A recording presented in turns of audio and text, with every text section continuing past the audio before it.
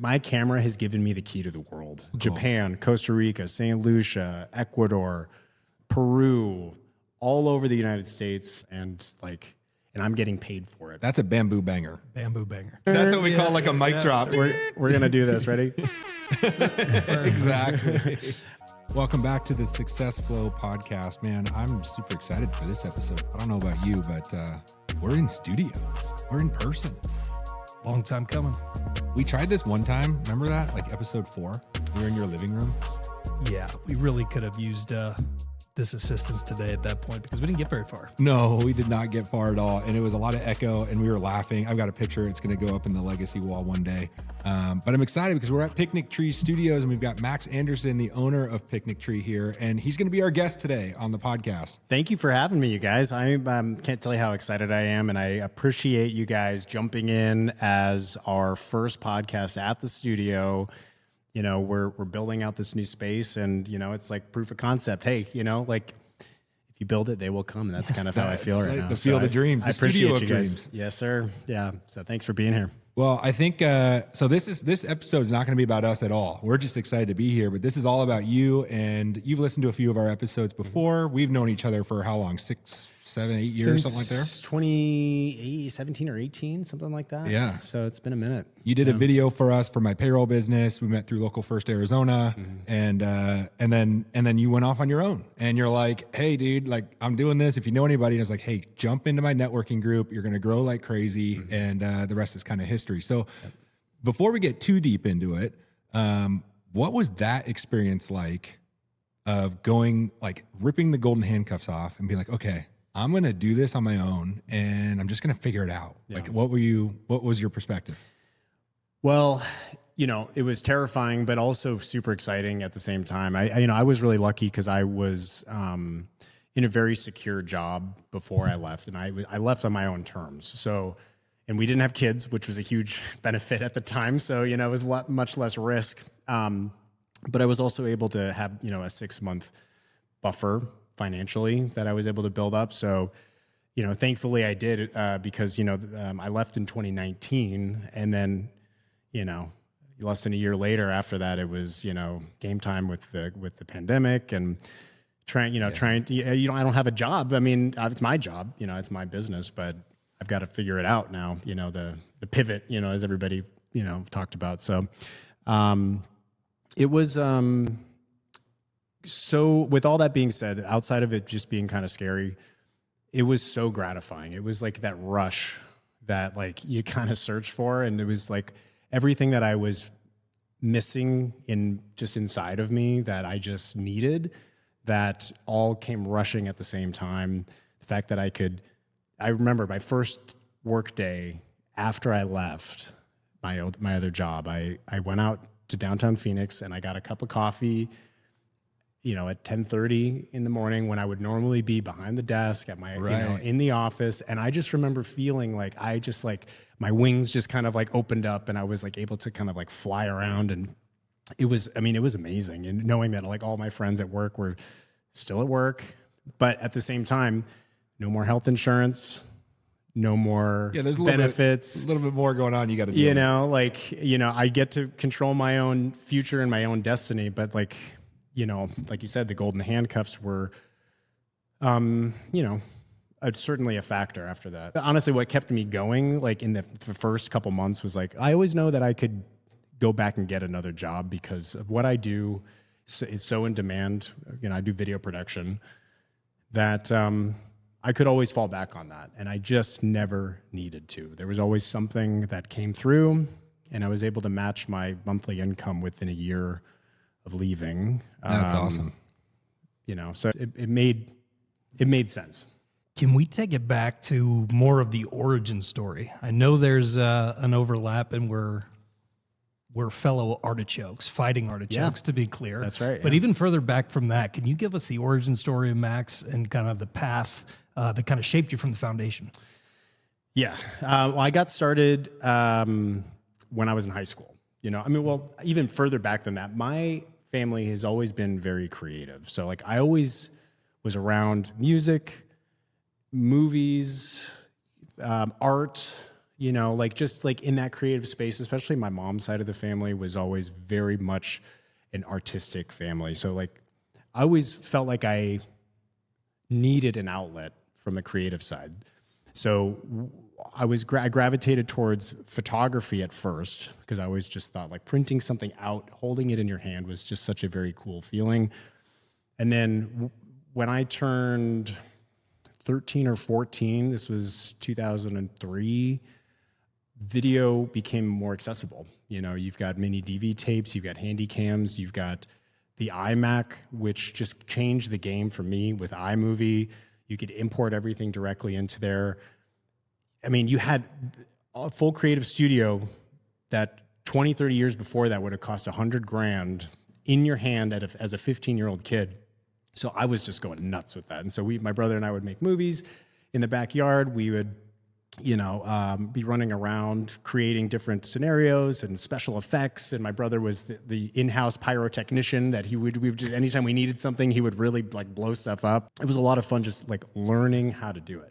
And then I decided, hey, really the big thing was joining TV production class in high school. From there, it was just like, yes, this is it. Not only do I get to kind of show off in front of my friends because I was like already pretty like experienced, you know, for my age at that time. But I also got to be on camera too, doing the morning announcements.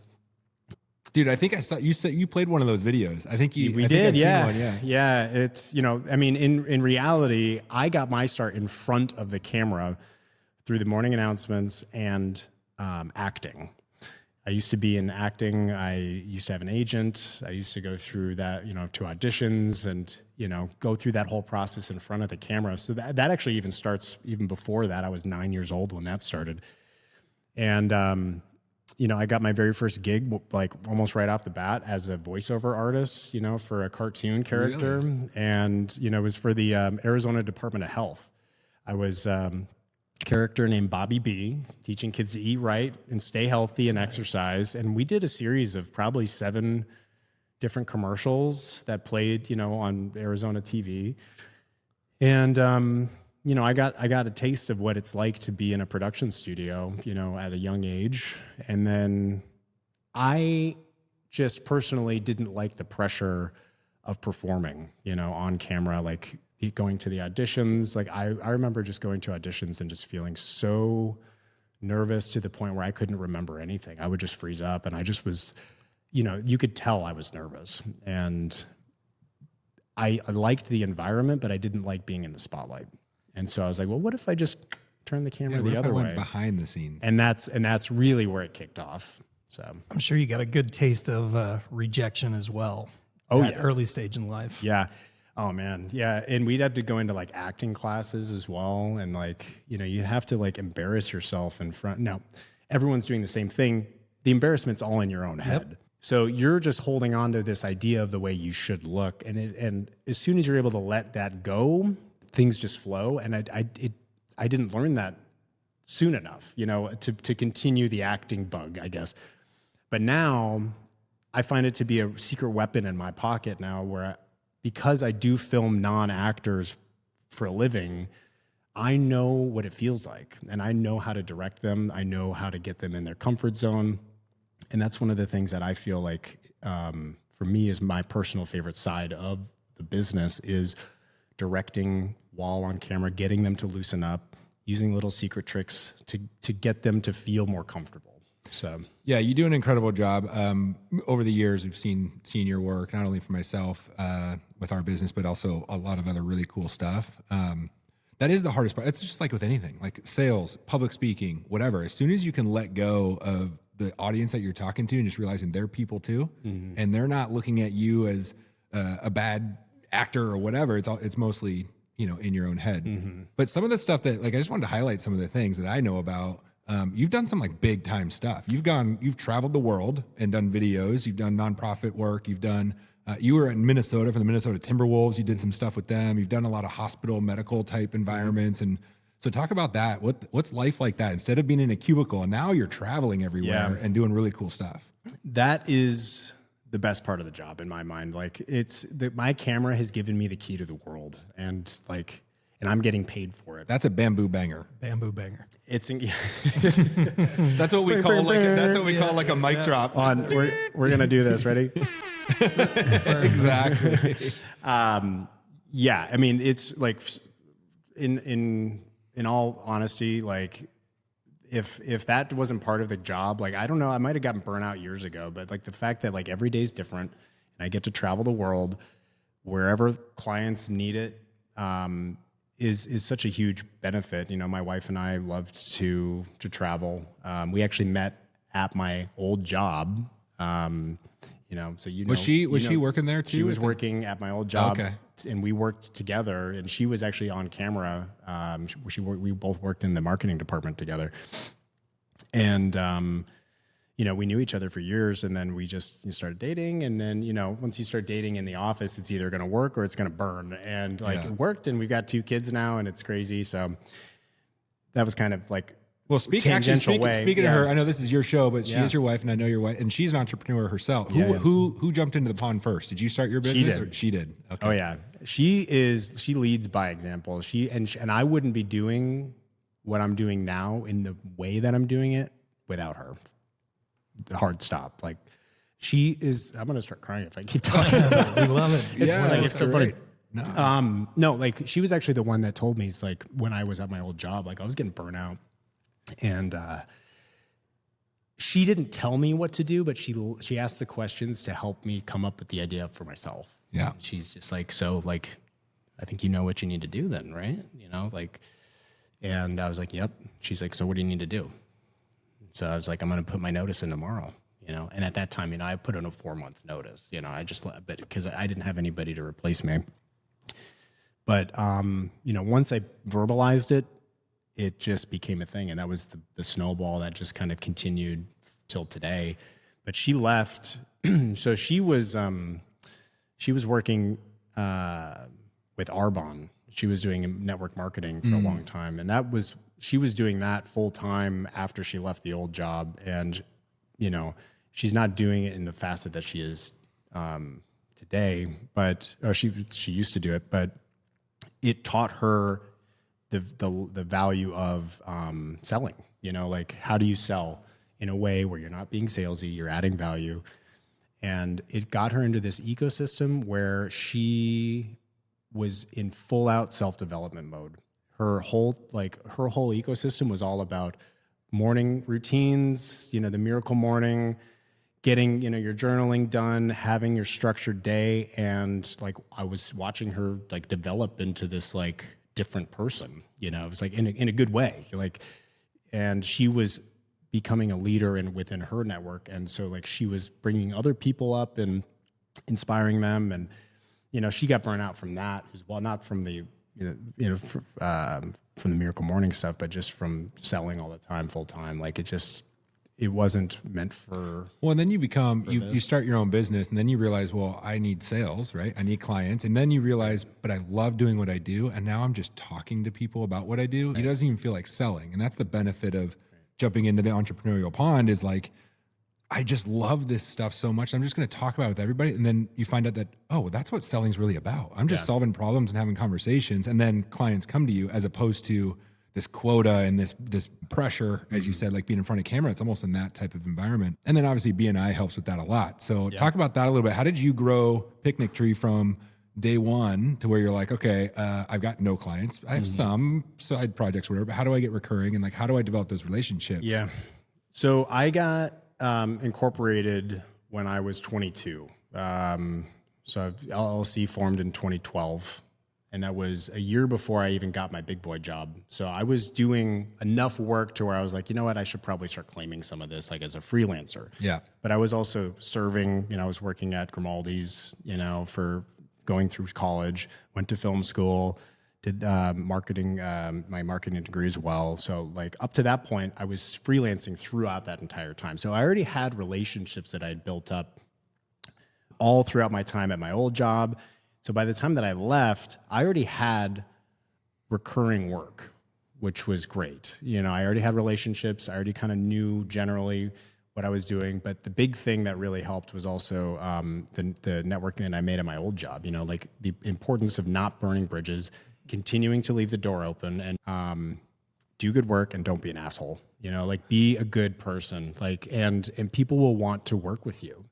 And that's just the way that I've always operated. And when I left my old job, the way, you know, all my biggest clients, including the Timberwolves work, all came from the singular point of my old job. And then people leave that job to go to other jobs. And then they know that I do good work. So they're like, hey, let's bring Max into here. And then I make relationships with that network. And then somebody in there leaves. And then I'm now their guy. So like that high level of company just spread out throughout the industry. It's all tech, you know, and that's where it all came from. So the Timberwolves gig all came from a referral that I got from my old boss. And he's like, hey, go check out these guys. You know, they're going to reach out to you. And then next thing you know, that company is sponsoring the Timberwolves as their patch partner. And they also directly were sponsoring Anthony Edwards. And so they're like, hey, we're doing a video with him, and we want to do social content with Ant.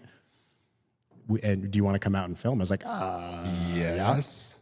That's the power of not burning a bridge, right? I mean, that came from your old boss. Yeah. I think it's the power of brand identity. Nowadays, everyone talks about having a personal brand and it being on social or videos, but yours is based on evidence that people can back it up. Right. That's what goes the longest mile. Yeah. I don't do any advertising, which I'm going to start doing now, because with this place now, I've got to keep this is a whole different entity now, you know, and it's like people know that I do production work, but. Yeah. So let's talk about the studio. We're here at Picnic Tree Studios. This is different than like you freelancing or video editing and all that stuff. This is an actual physical space.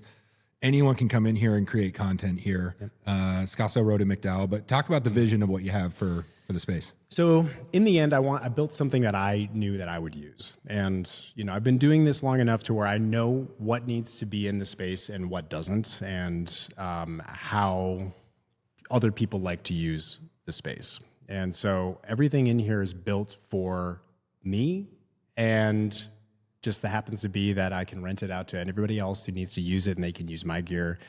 So we've got a 23-foot cyc wall that we're shooting on right now. And then on the other side of the building, we've got a custom wall art mural that we've installed that represents Picnic Tree brand. And it's a beautiful tree landscape. I just wanted a place that my tagline for this place is create cool stuff with cool people. And my old studio that I used to work at, that I founded, I'm no longer a part of, and I learned a lot of big lessons. And one of the lessons was you gotta surround yourself with people that bring you up and inspire creativity. And that's what this place is all about. And that's something that I wasn't getting at my other space. And so now here, it's just like everybody that comes in here, if you're not aligned with it, you're just not going to really like want to come back. And also we might not want to have you come back, right? Everything is all about this. Building each other up, helping you out. Hey, if you need some help, of course, I'll give you whatever you need to make it work, right? I want you to have a successful shoot. So from a studio owner's perspective, I feel like I have to kind of stop myself sometimes and be like, hey, let's set up lights over here and do this and this. And I almost kind of take over because I really want it to look good for them. I know how it's going to look, right? And then sometimes I'm just like, you know what, Max? Like, take a step back. They know what they're doing. If they need help, they'll ask you. So like, I'm always just wanting to be here to help. And, but yeah, from that perspective, the studio, you can book online, go to picnictree.studio. And we've also got memberships for anybody who wants to shoot consistently, which is really the beauty of this place is like, if you want to use it, the more you use it, the more you know how to use it, the better your results are going to be. And, you know, it's all about building each other up. Yeah, it's good that you, I think you said you set it up as a separate entity. So you've got kind of two different. Well, we're working on that. Yeah. So currently everything's under the production name, but we are going to have to do that, I think. So yeah. You and I will have to talk. Yeah. We've had conversations about kind of how to set it up and, you know, what that looks like from a, you know, back, and that's getting back even further back behind the camera, right? Mm-hmm. Like now you're a business owner And it's starting to, now I got to ask, like, how am I setting my business up right? Like I can do all the stuff for my clients, but when you're an entrepreneur, now you got to think about taxes and payroll and accounting, like all of it, right? And it just changes everything. And then you're going to start hiring staff. And so everything changes. So have you seen any challenges in that regard? Because you're obviously an expert in what you offer your clients, but what are the things you didn't know as a business owner that caught you off guard? The thing I find that I'm repeating more and more these days is like, I'm not really a producer anymore. Like I'm a video producer. Like I am a salesperson. I am the janitor. Yeah. You're everything. You know, I am the, I literally do everything. And then production is only a small portion of what I do on a daily basis. And I just, I didn't foresee that moving, as you start a business, you just don't realize all the other things you got to do. So it's really shown me the advantage and the power of networking, leaning on people who like doing payroll, who like doing taxes, who like doing all the things that I don't like to do or am not good at. And, giving them, of course, the business, but also like there's no way you're going to spread yourself so thin. I'm going to be a tax expert and I'm just going to do it all on my own. Like the big thing that I've learned, and a huge thanks to you for bringing me into the networking world through BNI, is, trust the people, give people a shot, and delegate work. To people that have a passion and energy about it, right? Like the way Steven lights up about talking about the back end of business structure and tax and payroll, because he knows it, is rare. And finding those people to offset our weaknesses, to your point, is... It's, BNI has been a big part of it. I don't know, like I truly don't know what my business would be doing right now without BNI. 100%. If you're local and you're small business, whether it's, your product or services towards homeowners or consumers or B2B, but it's local small business, BNI is a game changer. I mean, it blew my business up too. We've both been a part of our chapter for a long time. But we don't leave. Why? Because the relationships are developed, the referrals come in, you kind of hold your net up, and because you do good work and you're going to want to go above and beyond for those that are in your chapter. If you get a good referral, you're going to want to, you kind of step it up a little bit in those groups as well. Because if you screw it up, it kind of spreads like wildfire. And it teaches you on how to be, as you said, be a good person and don't be an asshole, right? Or don't be would you say do good work and don't be an asshole? Yep. But BNI teaches you that, because if you're any one of those things, you're gone in like 3 months. Like you're not going to get any business, right? So it's a game changer for anybody in that type of world selling to consumers. I would say outside of like the referrals that I get, which of course like is why you stay long term, I suppose, is, if you're not going to make any money in there, what are you doing? Yeah. But also if you're not making any money in there, what are you doing wrong? Right. The big thing that I learned and the value that I received at the beginning was how to talk about myself in a confident way. Yeah. And give myself just personal confidence as well. Public speaking in our group to 75 plus people every week. And you learn how to talk about it, because I was always representing another brand. And then now having to talk about me, at first it was just like, well, I don't want to be bragging. Or I don't want to be like only talking about myself, but that's why you're there, And so like learning how to talk about you, hey, I'm an expert at this, and here's the value that I can provide to you. So every day you're doing a 30-second elevator pitch. And so anytime you get into a conversation, you're at a bar, you're, walking down the street, whatever, hey, I do video production for businesses. We can help you with testimonials, event recaps, podcasts. It makes it easier to sell yourself, essentially. So provide value. Does sales, does that come natural to you in any way? No, or is that not at all. Actually, I hate it. Yeah. But Phil and I were just talking about it right before we had coffee we were just talking about this. So he's sales exec through and through, dominates. He's been doing it a long time. Ever since I've known him. And we met when we were 22, and I'm now going to be in the 40 club starting. By the time this airs, I will be in the 40 club. So we've known each other a long time, 18 years. But we were just talking about this. Like, I feel like I'm bothering people in sales. Like I'm okay. I'm good at it. I've been in sales a long time, but it's like you have to just create confidence and educate and have the conversation, and that becomes sales. But talk about this a little bit, Phil, like from a sales perspective, how do you generate that interest from a prospect or, educate them or whatever to get them on board? Yeah. And I will say that it wasn't natural to me either. Stephen was there first. I have a background in show business and had a leader that once said, we're in show business, but we're in show business while solving a problem. So that's what reframed it for me, is bringing the passion of, okay, we've got a problem to solve with this organization. How do we build the trust to get on the same side of the table to work together to solve the problem, show them that we can. And that for me is that's the win. That's where the dopamine rush comes, is when you've been able to frame this problem, and this is what generated the conversation, was then you get to prove that you get to deliver it. And then we start stacking that evidence. That's where the confidence built, but there's nothing natural about it.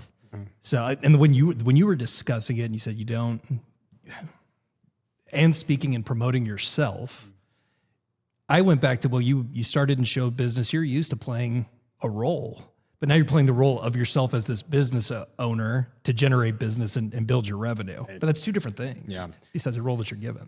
Yeah, it's so true. One thing I learned from my wife, I consistently learned from her, is you're not selling a service.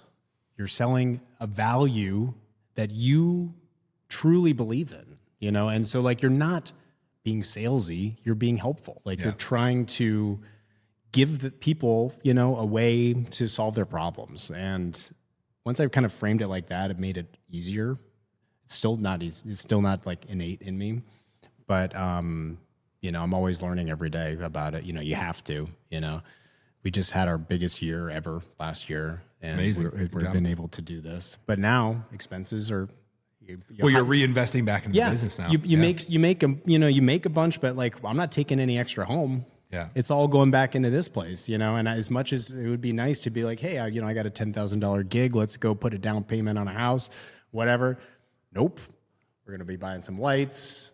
We've got, we got to pay for the bills. We got to do it all, Well, you're investing in the future, right? And delay that gratification for sure. Yeah. That's the reason I thought about this studio, like leveling it to this. Over that last summer, I had a really like heart to heart moment with myself of just like, I'm 35, I'll be 36 in June. We got 2 kids. Like, when I hit the big 4-0, where do I want to be? Do I want to be continually just paying for a space that I just don't care about, creating content that's the same that I'm doing now and 4 or 5 years from now? Or do I want to level up and have a space that could eventually run itself, have a staff that can let people in, this is just one aspect of it. Like the rest of it, I've got to figure out the production side to kind of maybe not be so hands-on with that too. But for this is like that first kind of like, all right, I've got my arm in this like, little machine that I'm building that can essentially run itself. That I decided, over the summer, I was like, you know what, I can't do it anymore like this. It's funny you mentioned you're 35 now, you're thinking about these things. Kind of when it started hitting for me too was, oh man, what does the rest of my life look like? What do I want to build and create and be doing 5 years from now, 10 years from now? And like, it starts now, like to figure out that foundation and start building and creating opportunities for ourselves. Because you may get a bunch of opportunities, but they're not really that great if you're not creating it for yourself and putting in the effort and putting in the work. And so I'm glad you had that realization, and especially when you got the kids and you're like, okay, what does their future look like, and what do they want to, how do I want to set them up in some way? So I'm proud of you, man. It's cool. I've seen you from day one of when I met you. You were at your previous employer, right? And then you did that video for us, and then you jumped into Picnic Tree and started that. And so I've seen your growth from day one, and it's been an incredible ride. I appreciate it, man. Thank you. And honestly, like I truly wouldn't be where I'm at without the guidance and like it's just like a lot of what you've provided for me. And I really appreciate all of that, and like introducing me to another amazing person and just cool people, like creating cool stuff with cool people. You latch on to somebody who's creative, builds you up. That person's going to know a lot of people in that same little ecosystem as well, that same thought process. And that's just how I just appreciate it, man. Yeah. So, dude, thank you. Got a little goosebumps. I know. Because this is what it's all about. It's so much better in person, not through a screen. It totally is. And Phil and I have realized that too. It's all about your your circle, right? It's like you start figuring out some of the relationships that don't align anymore. And as hard as it is, you have to eliminate some of that in order to lift back up. And so you start surrounding yourself around, as you said, those people that inspire and motivate you to create, and they're creating and they're doing stuff and they're motivated and jazzed about life. It doesn't mean we're always happy, right? We always have our downs, and it's not always up. But when we have those downs, who are the people that we can watch or see, whether we're talking to or not? We can just see what they're doing and be like, oh man, like even just today, this morning, I was talking with a friend of ours, Phil Casey, friend of the pod, and he was on Instagram posting how he's like working out at 5 a.m. And I'm like, God damn, I was like, how do you do that? I can barely get out of bed by 6:30. And he goes, doesn't matter when you do it, as long as you do it. And sure enough, this morning I was up before at 6 o'clock to go work. Like, it's just, so you surround yourself around these types of people that when you're on a path and you're trying to create these things and do different things, whether it's personal and your health or your business or whatever, it's super, super powerful. This year I've decided, I'm going to approach life a little differently, this studio has been a part of that initial stages of that journey, but I signed up for my first full marathon. Whoa. And I just decided, if I sign up, I have to do it. Yeah. And so the Phoenix Marathon in December of this year, I've signed up for. And so, I've got the watch now. I've got the shoes. I've run 2 halves, so I know I can make it at least that far. You've essentially ran a marathon. That's how I would. Yeah, just kind of out of just spread it out a little bit. Yeah.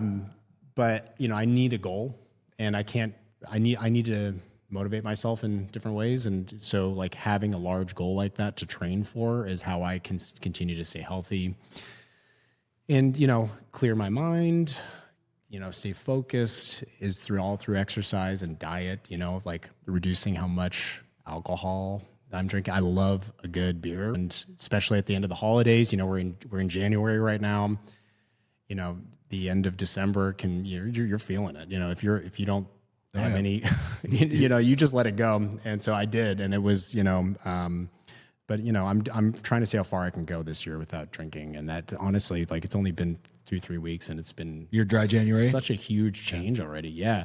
It's been great. Honestly, I really love it. So you've been doing dry January, how long? How many years in a row now? It was 7 or 8, but full transparency, went down to Mexico last weekend. So didn't happen. The streak was, but we're back on the horse, and took a year off. Right. But I was curious, besides that, and you talked about your wife's personal development sprint, and I was curious at that point how much of that rubbed off on you, and then you've already kind of started talking. I was curious what your lifestyle routine and what are you consuming as a creator for development and getting better, and what that looks like. So for me, I've just been diagnosed with ADD, and it's a good thing that I know that now, because I know how my brain operates, and I need to create structure that I can rely on, and that for me, creating a new habit is hard.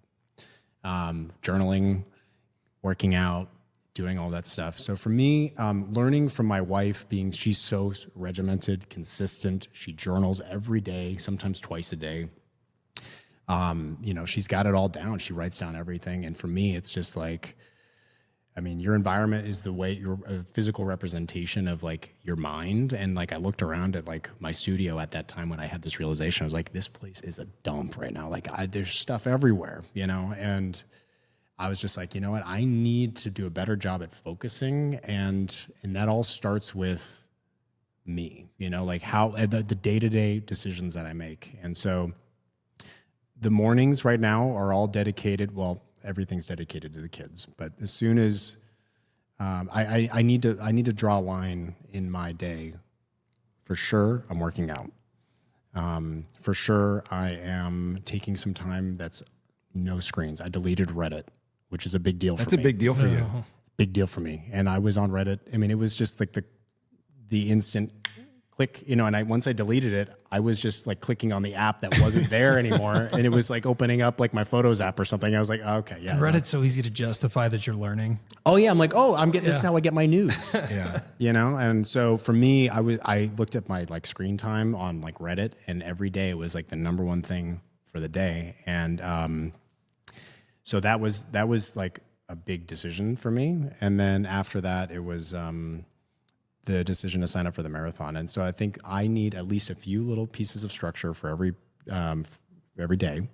And then I build everything else around it. And that's how BNI was for my initial start. It's like every Wednesday, I've got this. I need to be there. I know that this needs to happen. I need to be prepared for that. Then build everything out from there. So, yeah, my wife will tell me for sure, when I'm screwing up, which, don't they all? She's, they all yeah, us, no, they that's, all let yeah, us know. that's, yeah, that's And true. even if they don't, they still find a way to. Oh, yeah. It's art. Yeah, it's an that's art. true. Yeah. Well, and they make it seem like it's our idea too. Right, yeah, They're right, totally it's in control. We're the Inception. puppets. They're the puppet master, 100%. But no, I mean, honestly, like I said, before, I truly, if I just kept going at the trajectory that I was going, before we met, I would, I'd probably still be at my old job. I'd probably be making good money, probably, if I was there that long, but I wouldn't be happy. Wouldn't be as fulfilled. Would not be as fulfilled, and then of course, being a dad, is just that's the full-time job. And then, just going through the motions of toddlerhood and running a business at the same time. And that's been really, really, really hard, but we're making it work. Yeah, for sure. Yeah. I love hearing that story. When you've got a rock in the house that has got your back no matter what, and inspiring you to try new things and is going to be okay with any perceived failures. That's how you're going to make it, because it's not all on you, and the weight's not all on your shoulders. It's a whole. When you start a business or you start doing something that you want to try and create, and you've got a family, you really have to make sure everyone's bought in. It's almost like when you marry your spouse too, you're marrying their family too. It's not, so you have to make sure everyone in the house is bought into what each of you guys are doing, and are aligned there. Otherwise it just causes a lot of issues. And you and Kristen obviously are a beautiful couple. And thank you. Yeah. It's the pandemic was such a, a proving ground for that concept of just going out on a limb, because it wasn't just me. She completely switched industries during the pandemic. She stopped doing what she was doing with network marketing and full out went to esthetician school in 2020. And by the time she graduated, she was 9 months pregnant with our first kid, and she was switching industries, and I was supporting her on a entrepreneurial job that I, during a pandemic when we're not making a ton of money, and it was terrifying, but now we're out. She's doing great. She's killing it. She's got 50 members, and now it's my turn to be all right, I got to learn from you now. Okay, let's get this shit going. So yeah, man, it's been, from the time that I left my old job to where I'm at now, we've had the highest of highs and the lowest of lows, but we're still here and we're doing great. You're just getting started. I love it. It's just the beginning. I we were talking the other night is, we're at the bottom of this dip of this curve, there's this kind of the growth curve. You're going like this, and right before you Valley of you get that Despair. bamboo going, right? It's so easy to quit at the bottom. When you're not seeing, when you're not, you don't know where you're at, Yeah. but you look back and think man, I'm so much further than I was 5 years ago when I left my old job, because now it's, 6 or 7, but you got to keep that into perspective. That's the hardest thing for people to remember, is to reflect on what you did in the last 12 months, last 5 years or whatever. And, but okay, so talk about, I want to hear some stories. So obviously we talked about Ant Edwards. That guy, I'm a big NBA fan. We go to Suns games. Ant's one of my son's favorite, my boy's favorite players. Very animated character, I'm sure. But talk about who's the highest profile type of client you've had that you can share. And is there another story where it was just oh my gosh, I can't believe that happened. It was just the wildest experience. Do you have anything like that you could share? Yeah. I mean, I've thankfully had, a lot of, rubbing shoulders with a lot of very high influence, high-end influential business people and athletes and things like that. I got to film Guy Kawasaki, which was awesome. And it was really cool to hear from his perspective. Guy Kawasaki, if people don't know, is he worked at Apple in the 80s. He was the chief evangelist for Apple for the longest time. He's also one of the co-founders, or I don't know if he's co-founding, but like a huge investor into Canva, and he does a bunch of other stuff. I mean, he's just like the entrepreneur's entrepreneur. And I got to interview him, and he was complaining to me about him trying to buy a house.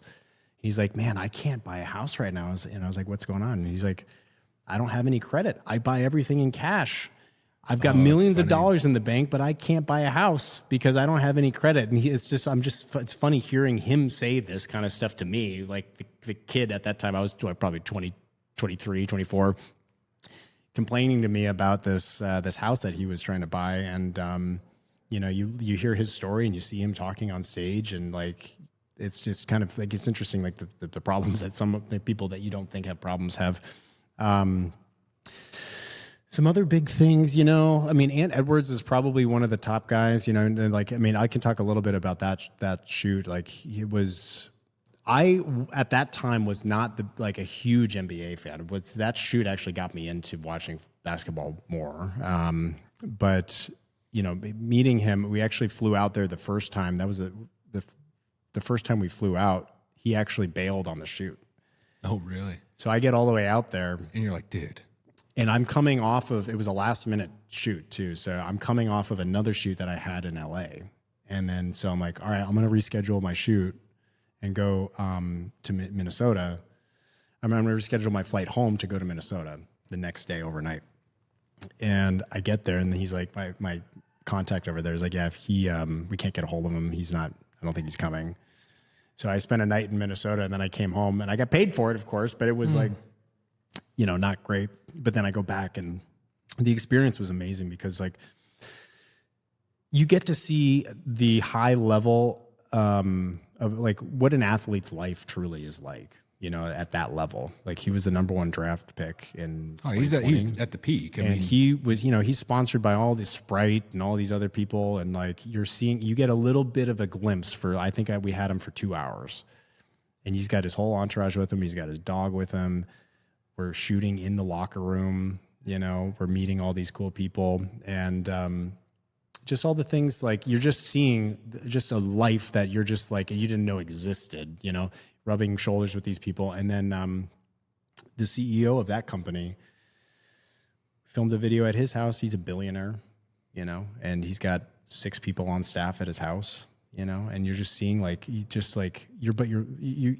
it's a culture shock, but then once you're there, like you're talking to them as a person, you're learning about their operationals, like how they run things, and you get the opportunity to have a one-on-one with somebody that you otherwise would never get in the door with.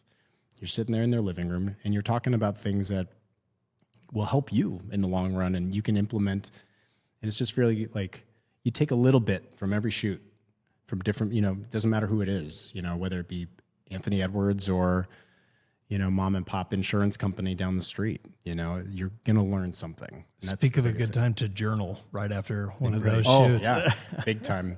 Yep. And that's the beautiful thing too, is like, when you're shooting, you're always recording, and you're having to rewatch the footage over and over again. And you're learning from every single answer and different things, and learning, you can pocket that one for the next time, in the back of your head. And you learn how to interview people and talk. I got my speaking skills all from serving, when I was, working at Grimaldi. I'm a firm believer that everyone in college, every college student should have time at a restaurant and hospitality. You have to. It's like, yeah, 100%. It's a huge skill to be able to talk to anybody at any time about anything. And, that's, I think, you take it's like, what's that movie? The Slumdog Millionaire. Slumdog Millionaire. It's all about his experience in life and all the little things that he's learned along the way to apply to these moments. And was that the Who Wants to Be a Millionaire? Yeah, every answer had a background story. That's right. About how he learned it. I was talking about that movie for the first time in years down in Mexico. We went in deep about that. What a great movie. And that song Jai Ho. Oh man. Yeah. That'll get you going. That'll get the blood pumping. So, yeah, I mean, it's like my camera has given me the key to the world. I've gotten to go it's so cool. Japan, Costa Rica, St. Lucia, Ecuador, Peru, all over the United States. You get to learn from all these different cultures, all these different people, take it home with you and then apply things that you've learned, become worldly, learn, like have appreciation for every single person. And you're getting paid to do it. And I'm getting paid. And so like a funny story about the code. Right. Solved You everything. have cracked He solved everything. Well, yeah, so that was kind of the Peru thing was kind of funny. So my wife and I decided, all right, we got married in 2017 and we went on our honeymoon in 2018. And we decided we want to go to Machu Picchu. We're going to do a full guided, backpacking trip. Yeah.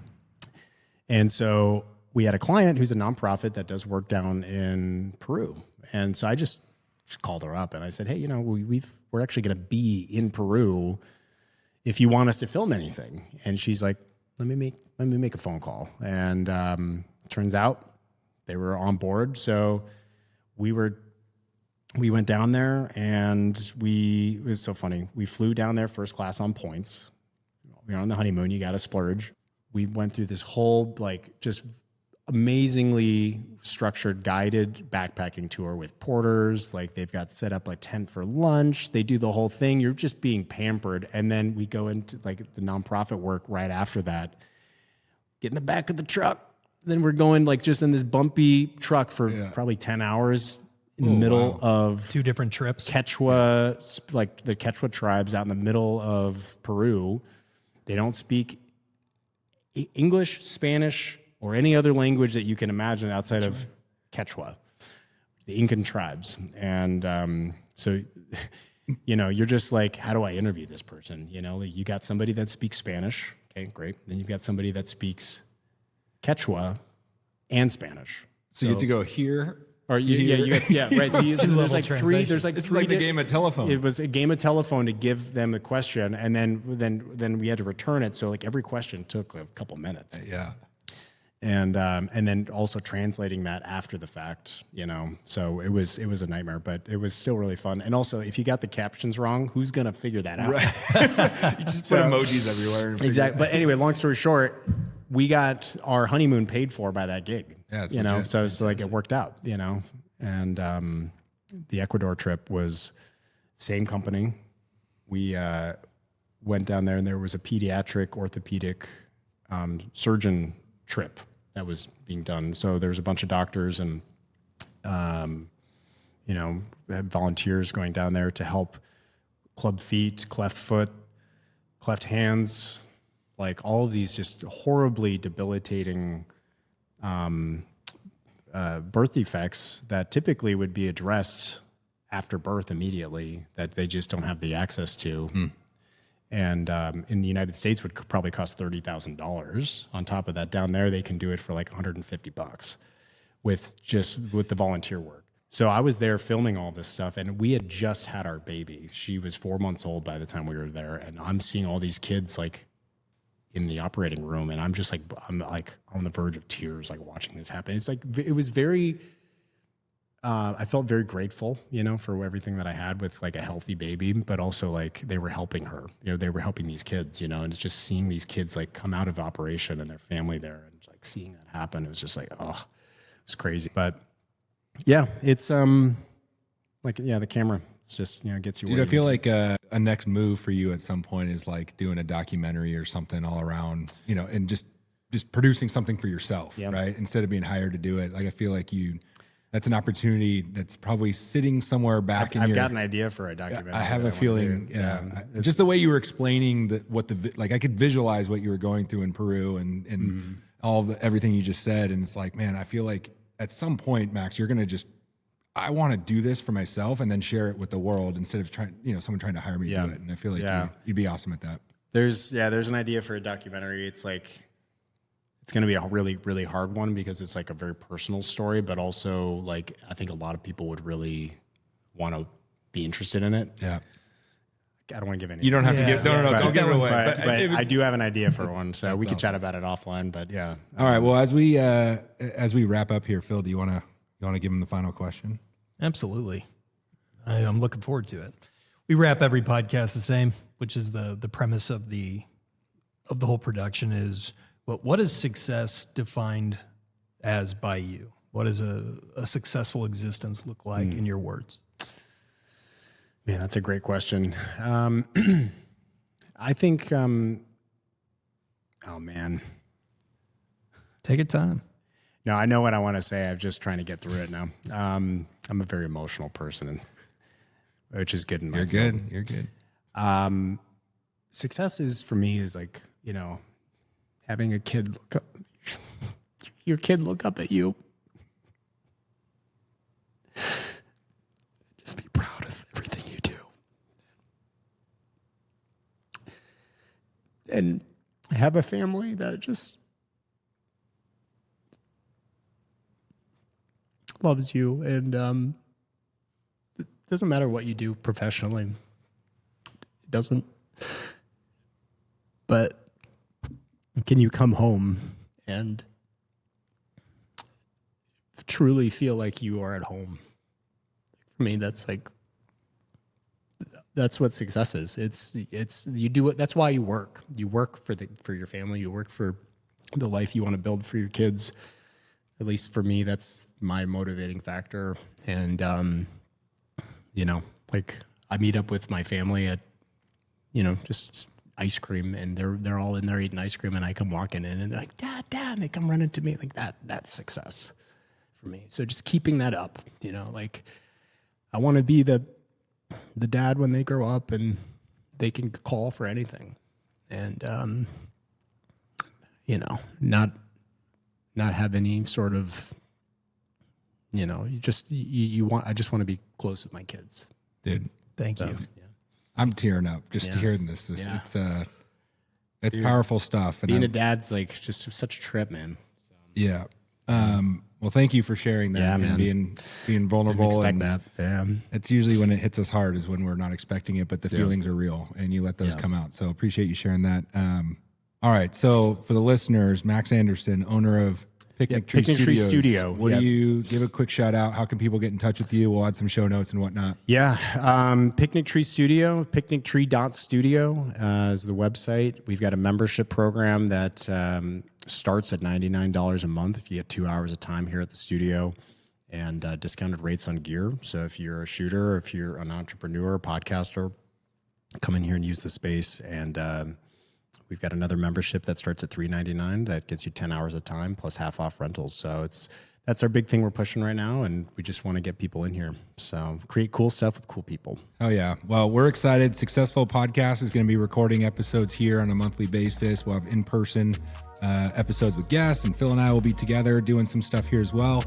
So we're pumped. We've been doing this for 2.5 years, and now it's like our first in-person experience. So we're learning together. We're building cool stuff with cool people, and we're excited. Thanks for hopping on today, dude. Hey, guys, thank you so much. Really appreciate you.